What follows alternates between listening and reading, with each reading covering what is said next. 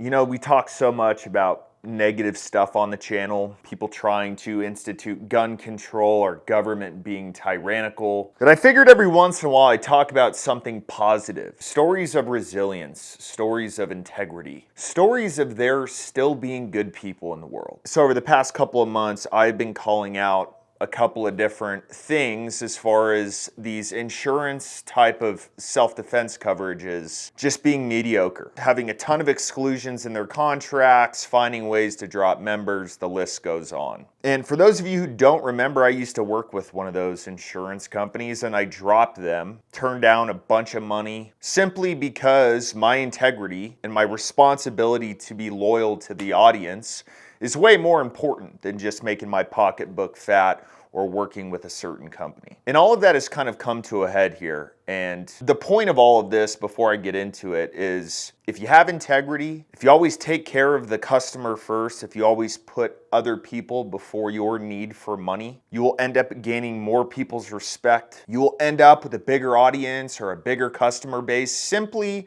based on people having faith in you. It's not talked about enough nowadays, especially in this community. So here's the story. I've been working with attorneys on retainer for about 7-8 months, and their message from the beginning has been simple. They want to provide the best plan to the Second Amendment community for self-defense coverage. They're going to be completely transparent with everybody as far as how they run their business, what their principles are. They're going to be honest and address problems head on, and they're going to put their integrity before profit. They're going to put their customer first before profit. And it's one thing to say these things, and it's another thing to actually do it, to show by action. So I don't think anybody knows exactly who reported attorneys on retainer to the state of Connecticut, but I think everybody has a pretty good idea. It's probably a company who's been losing customers left and right, and it's probably also having to do with attorneys on retainer membership going through the roof. But Connecticut decided to issue a cease and desist on attorneys on retainer because they are considering them insurance. One morning I roll into work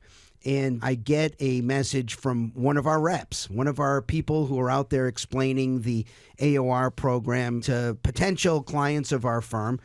And what is sent to me is what purports to be a cease and desist order from the state of Connecticut. So what's in that cease and desist letter? What does Connecticut say is our problem? Yeah, Connecticut is essentially saying we are insurance and we're not licensed as insurance in the state of Connecticut, and therefore we are to cease and desist from doing business in Connecticut, and we are ordered to cancel all contracts with all of our clients and refund every dime that we have collected from every client in Connecticut. Now, that's a crock of shit. Attorneys on retainer are a group of lawyers that cover you in a self-defense incident. And it's pretty simple how it works. You pay a monthly fee that's most of the time less expensive than these other insurance companies. They have a 24/7 hotline that you call into. You have attorney-client privilege that you're not going to get with these other insurance companies. They cover bail, they cover your bail hearing, they cover everything up and until the trial. Then they cover the trial, expert witnesses, and if you take a plea deal or you're convicted, they're not asking for their money back like some of these other insurance companies have in their contract. It's not insurance. It's having an attorney that's contractually obligated to help you. If all that isn't good enough, we're giving you $50 off when you sign up. But like I said, they were most likely reported to the state by a competitor. And this is kind of where I talk about integrity, doing the right thing, putting the audience, the customer, before profit. So attorneys on retainer had a couple of choices. One, they could just drop every single member, say good luck, like some of these other insurance companies have when they were deemed not to be able to work in other states. Or they could do what they did. Every single person who signed up in Connecticut before this cease and desist letter, they are covering you for free. Pro bono. They've refunded everyone and they are still covering them. We want to be transparent with everything that we do in this law firm.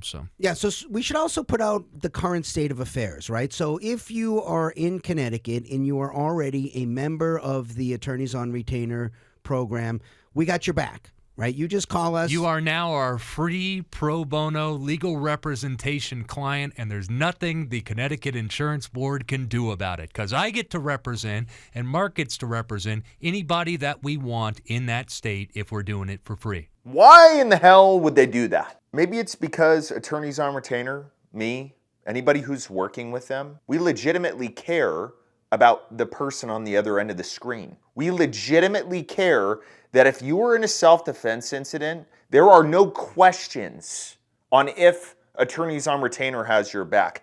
There are no ifs, ands, or buts. There is nothing misleading. There is nothing that you can pull out and say, well, I'm not sure about this, so I don't know if I can use them. Now, the whole situation is being handled in Connecticut, and the resolution will come out soon. But I just want to say that I am honored to work with this company. It is one thing to say you are something. It is one thing to say that you have integrity, to say you're a good business. But if you truly look at when a company is tested, when a person is tested, how they act, as far as I know, that's all I want to hear from a company. We know companies make mistakes. We know people make mistakes, but it's how you address them. So if anybody had any question, any concern about AOR, maybe you're a member of a different insurance company, maybe you never thought about self-defense coverage, I'll end with this. We all use products on a daily basis that we're not sure about. We haven't researched, or maybe we even don't like their politics. But when it comes to a self-defense situation, one of the most stressful times in your life, there can't be any questions. If you're not with a company that has the utmost integrity, trust of their customer base, I wouldn't use them. That's why the only company I recommend is Attorney on Retainer, and I got to applaud them. This move from them is of the highest character, and they are truly doing an amazing job for the 2A community. But this is only the beginning. Our collective goal with this is not to make the most money in the industry. The goal is to help as many people as possible, and to make sure that as many people possible have peace of mind that if they're in a self-defense situation, they're covered. Actions speak louder than words.